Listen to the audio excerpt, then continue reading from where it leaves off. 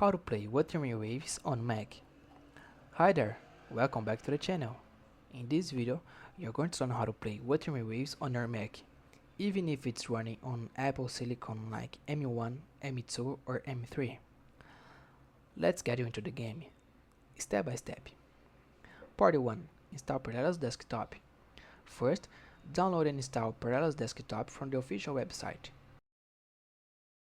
It lets you run Windows on your Mac like a virtual machine.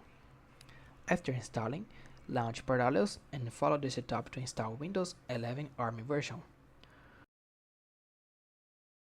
Parallels will guide you through this automatically. Part 2. Set up Windows. Once Windows is installed, set up your Microsoft account Infinity. Then, open Microsoft Edge and go to the official Wuthering Waves website or Epic Games Store. Download and install the game launcher from there. Part 3. Install Wuthering Waves. Now, open the Wuthering Waves launcher inside Windows. Log in or create your account and install the game. After it is installed, hit play and enjoy.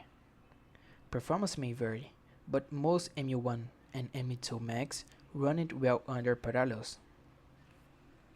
Final tips. Make sure you allocate enough RAM and CPU cores to Parallels for better gaming performance. You can tweak these things in the Parallels control panel under Hardware. And that's it. That was the tutorial on how to play Wuthering Waves on your Mac using Parallels. If you found this tutorial helpful, please don't forget to like the video and subscribe to the channel for more tips like this.